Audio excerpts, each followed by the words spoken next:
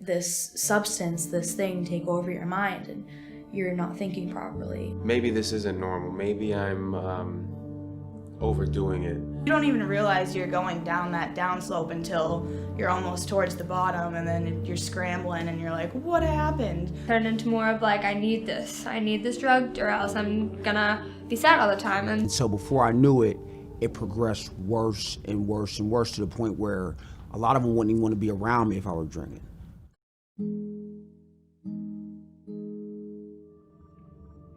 RecoveryBuild opened in 2018 to create a safe space for teenagers with substance use challenges. At RecoveryBuild, peer mentors and counselors work with the teenagers to explore a path of recovery.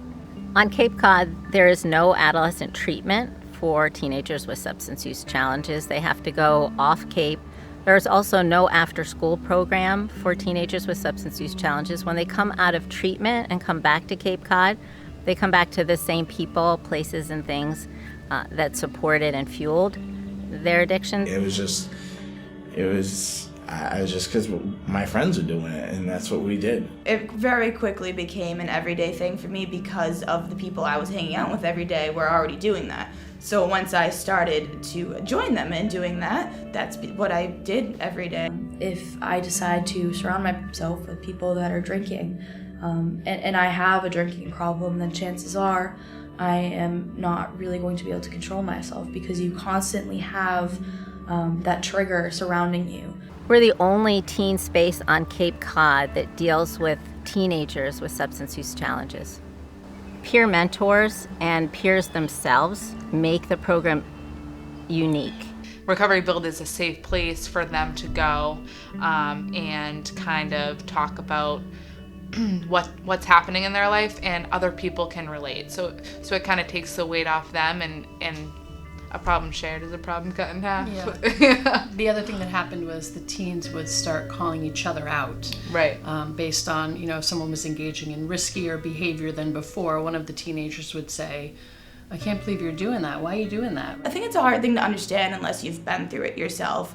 Even watching a loved one go through it, I think, can help you get a better sense because they're not that person that they're being at that time when they're stealing from you and lying to your face. They listen to one another, they listen to stories about each other's substance use, challenges the other members of the program are going through, and they also hear from the peer mentors about what they went through. And they feel like they found a safe, supportive, alternative peer group. Or even the feelings that people are saying, feeling empty and numb, and you can relate to that and use substances to cope with that. You can kind of acknowledge that you have a problem. And so that's how I came into recovery, is I saw myself in other people. There's nothing more important to a teenager than his or her friends. And this is a new group of friends who have similar challenges that they get to see twice a week. They get to participate in fun, sober, social activities with, and they get to talk and explore recovery. So if you feel that they have a problem that deep, sit them down heart to heart and tell them, listen, let's fix this, because I care about you. And you know what? The conversation might not go well, but at least you knew you did your job as a friend. That's what I believe. But the point is, the conversation started, right? So if they don't like it and they don't want to hear it, friendships don't end on one argument. Teenagers come from local schools, they're referred through juvenile probation. They also come with friends. Kids that they brought were also either smoking pot or getting in trouble, sort of part of their social group. So then they could come and be social together, but in a safe place where they could hear about recovery. And I think that that's what got around the most was like word of mouth through the high schools or the middle, It was just word of mouth that, hey, you can come to this place, you can be safe, you can be sober, you can have a good meal, because sometimes they're not being fed great, and you can have fun with other kids your own age. The peer recovery mentor models fun, sober, social activities. And they also share their own stories, and they're relatable to the teenagers because they're close in age to them.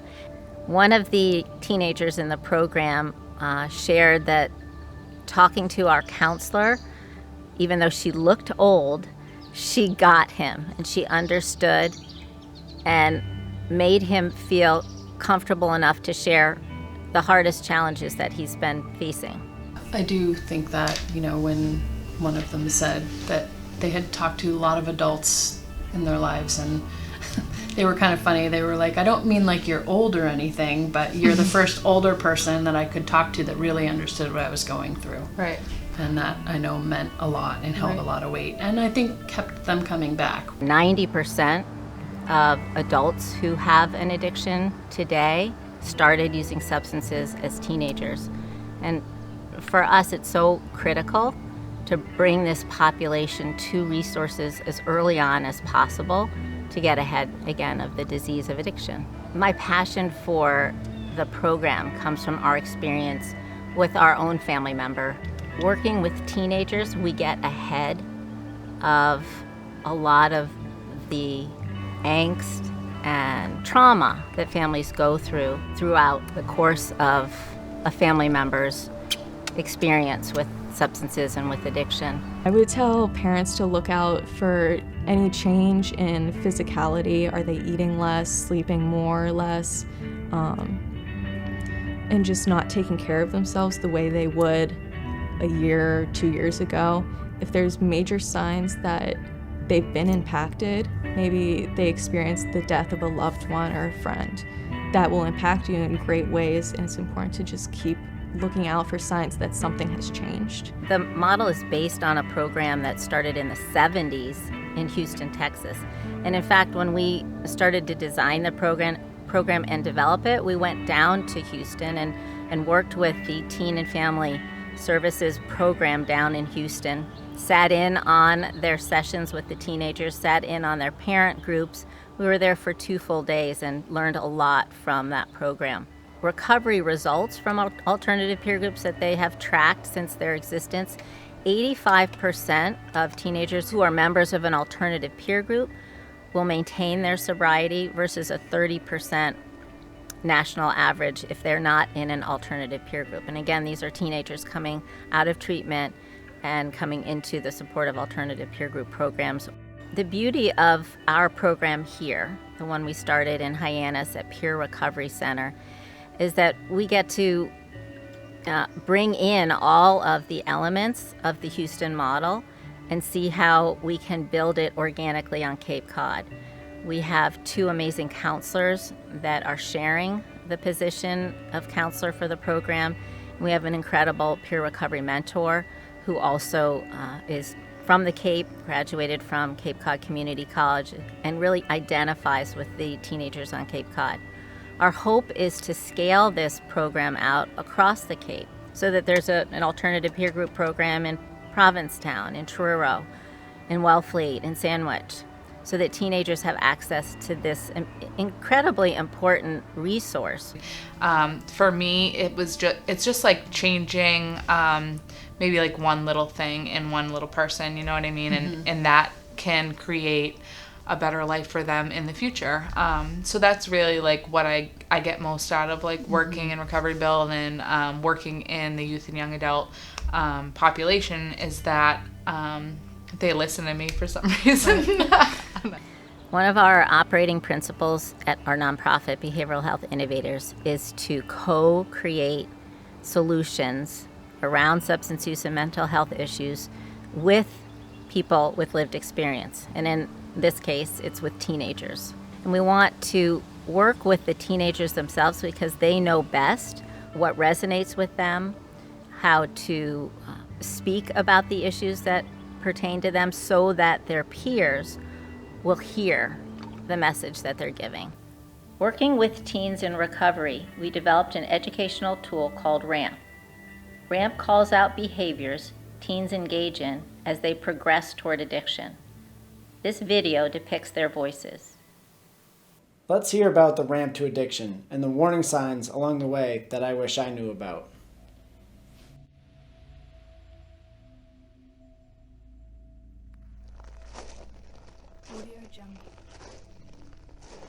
I went from getting straight A's to like getting D's and failing. I wasn't going to school. I would skip class to drink because I had hangovers and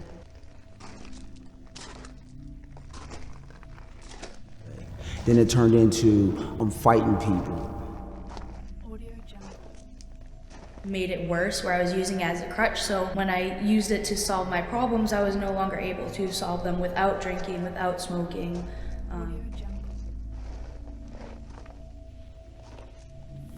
Family, bringing it up constantly. As I started losing friends, Cuts, scrapes, black eyes. I did this, I crashed my car, I got DUIs, and don't drink before 5 o'clock, I broke that one. Don't drink on weekdays, I broke that one. I was always in my room. I didn't want to go anywhere. I had big dreams. I was gonna go to Harvard. I couldn't stay in a relationship. I felt like I was constantly letting girls down.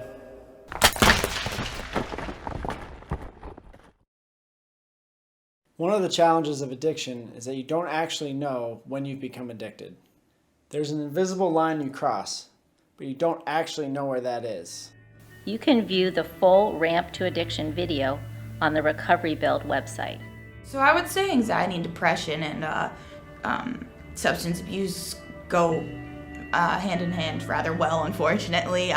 Whether it's one leads to the other or that one leads to that one, it's just kind of a vicious cycle of I have a lot of anxiety, depression, whatever it is that you're going through or feeling, and then use a drug or a drink, and you're like, hey, this kind of makes me feel better, and then just right then, and then it kind of cycles through to where it doesn't, because it only lasts that short while of feeling good, and then you're like, all right, well, now I want more of that feeling good, so you just kind of go, and it's just non-stop cycle that you... Over the past 10 years, the United States has seen an alarming increase in anxiety, depression, and suicide. And studies show younger generations are being hit the hardest. 1 in 3 teenagers meet anxiety disorder criteria by age 18. 1 in 5 teenagers have experienced depression. 17.2% of high schoolers have seriously considered committing suicide. These are as a result of teen stressors such as bullying, school shootings, unrealistic expectations from social media, and gender identity issues, among others. One of the hardest things for parents to do is to reach out for help for their child. It's still a disease that has stigma associated with it, and there's a lot of misunderstanding about addiction. When my son entered the treatment center, I didn't know where to turn. By chance, I was referred to Alternative Peer Group as a potential resource. The counselor immediately responded to my request for information and set up a meeting. From our first conversation, I felt a flood of relief. I was finally talking with someone who understood the issues my family was dealing with before I even uttered a word. While I completely understand how parents might be hesitant to talk about something as private and painful as their child struggling with addiction, they need not be fearful of any judgment or shame from this incredible organization. Parents and caregivers are probably the last people to see the impact of substances on their child, so it's even more critical for parents to get information about the program, get information from friends who have experienced RecoveryBuild, and to reach out for their teenager. None of us are perfect. We all want to be forgiven for the things that we've done, so we have to be forgiving with our friends and family. Sometimes it's family members that are struggling, and you have to tell people, you have to be upfront and forward with people and make them aware of their behaviors. First of all, the problem is it's really up to them. I got all my family's trust back. I can drive my Nana's car. I got back a lot of friends, old friends that don't use. I know why I wake up every day. I know what I have to do during the day, and I know what my goals in life are. And when I was using, I had no direction. I was completely uncertain about everything I was doing. Find your passion. So why are you here? And I believe once you find why you're here, sky's the limit. And what I'm doing now is I'm giving back. I'm using my gift to tell the youth to that you can be anything you want. And drugs and alcohol will deter that.